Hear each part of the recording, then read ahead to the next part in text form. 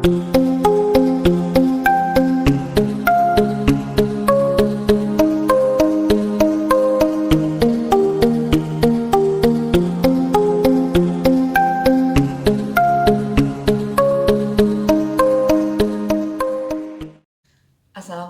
warahmatullahi wabarakatuh.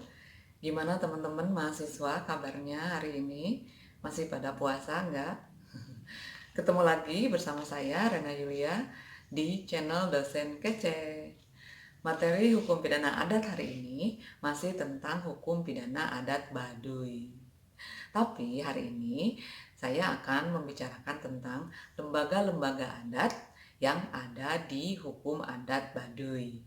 Nah, apa saja yang ada di masyarakat adat Baduy? Yang pertama adalah Puun. Nah, Puun ini kepala sukunya. Dia adalah yang paling tinggi di masyarakat adat Baduy.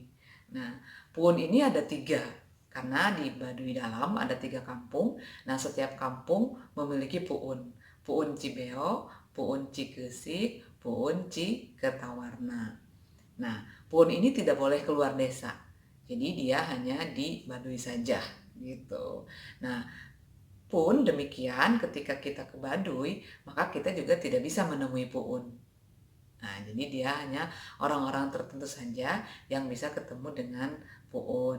Nah, selain Puun, ada yang disebut dengan Girang Serat atau dia salah satu wakil Puun. Nah, Girang Serat ini tugasnya untuk mengurus masyarakat dalam bidang pertanian. Misalnya ada pembukaan lahan, ada panen, dan sebagainya. Nah, selain Girang Serat, wakil Puun itu ada juga yang disebut dengan Jaro Tangtu.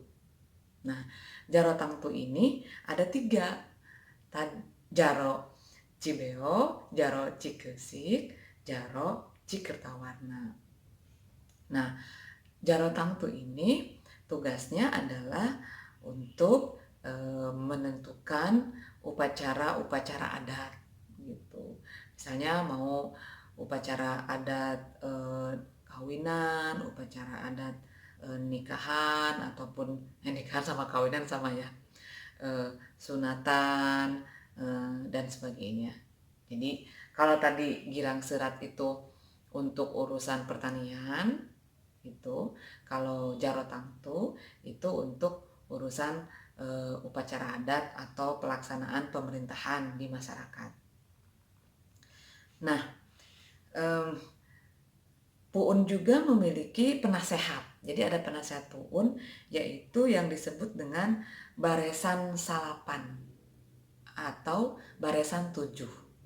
Nah, Baresan Salapan atau Baresan 7 ini ada juga di setiap kampung tadi, yang 3 itu. Baresan Salapan ada di kampung Cibeo sama kampung Cikeusik. Nah, yang di kampung Cikertawarna itu disebut Baresan 7. Nah, Baresan 9 ini karena dia terdiri dari 9 orang. Nah, yang 7 juga karena terdiri dari 7 orang gitu. Nah, bisa juga kadang juga disebut dengan Bares Kolot. Kolot itu sepuh, sama aja ya, senior, jadi kayak kesepuhan gitu. Makanya dia salah satu fungsinya adalah untuk sebagai penasehat Puun gitu. Karena kalau mau ada acara apapun, Puun itu hanya menunggu laporan saja gitu. Laporannya baik dari Girang Serat maupun dari si Jaro Tangtu ataupun dari Baresan gitu. Kalau Baresan dia kan semacam ngasih nasihat gitu kalau ada upacara adat gitu. Kemudian nah, si Baresan ini juga yang Baresan Cikeusik ada 9 juga itu fungsinya untuk menyiapkan upacara adat saja gitu. Nah, upacara adat itu kan ada makanannya, ada apa yang harus disiapin. Nah, itu harus disiapkan oleh Baresan 9 tadi.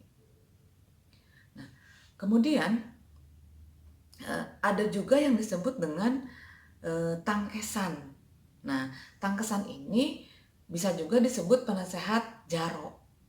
Nah, fungsinya, salah satu fungsi dari tangkesan itu adalah untuk menentukan tanggal. Jadi untuk menentukan tanggal dari kawinan tadi, sunatan, ataupun cukuran. Nah, itu ditentukannya oleh tangkesan. Gitu. Nah, kemudian nanti si tangkesan lapor ke Jaro, nanti Jaro lapornya ke Puun. Nih tanggalnya tanggal sekian gitu untuk melakukan cukuran, untuk melakukan kawinan, untuk melakukan upacara adat yang lain. Nah, gitu. Nah, kemudian ada juga yang disebut dengan tanggungan atau Jaro 12. Tanggungan Jaro 12. Dia adanya di Kampung Kalugede. Nah, fungsinya untuk keagamaan. Untuk keagamaan, kemudian orang Baduy itu agamanya Sunda Wiwitan ya. Jadi si tanggungan ini salah satunya adalah fungsinya untuk urusan keagamaan. Kemudian juga ngurus lelembut. Lelembut itu karuhun. Nah, untuk ngurus karuhun juga begitu. Kemudian dia juga harus tanggung jawab dalam hal mengadakan Seba Baduy. Nah, si tanggungan Jaro 12 ini dia bertanggung jawab untuk mengadakan Seba Baduy. Nah, ada yang sudah pernah ikut Seba Baduy? Atau udah pernah nonton video Seba Baduy? Atau udah pernah langsung lihat Seba Baduy? Silahkan ditulis di kolom komentar, sudah pernah atau belum Seba Baduy. Nah, itu Seba Baduy itu adalah sebuah ritual ataupun upacara di mana masyarakat Baduy menyerahkan hasil tani, hasil dari pertanian yang ada di tanah Baduy ke provinsi gitu, ke Ibu Gede. Ya, maksudnya Ibu Gede. Nah, apa aja yang diserahkan? Bisa padi, bisa pisang, pokoknya semua hasil pertanian diserahkan dan mereka jalan kaki dari Baduy ke Provinsi Banten, ke Kota Serang.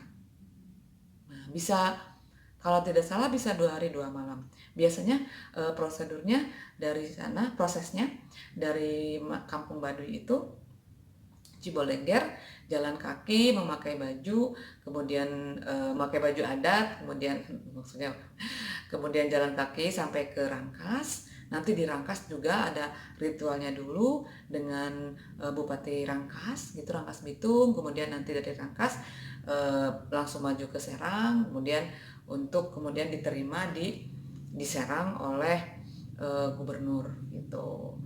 Nah, Seba Baduy ini selalu dilakukan rutin setiap tahun. Nah, tahun lalu, tahun 2019 itu sebelum bulan puasa dipercepat sebanya, dan itu ada hal-hal lain lah di situ. Menurut adat kan tidak boleh dipercepat.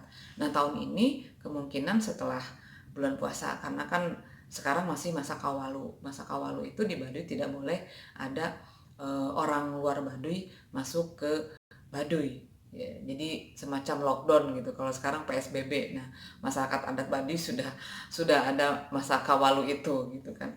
Untuk pembersihan kampung. Jadi membersihkan anasir-anasir negatif yang masuk ke kampung itu dengan cara dibatasi dulu, orang luar Baduy tidak boleh masuk. Nah, sepertinya kita juga harus begitu ya, supaya terhindar dari virus-virus. Makanya kita sekarang PSBB gitu ya, pembatasan sosial berskala besar. Jadi nggak boleh keluar, nggak boleh masuk. Nah, itu Seba Baduy. Nah, selain Jaro 12 juga ada yang disebut Jaro 7 atau Jaro Dangka. Nah, Jaro 7 itu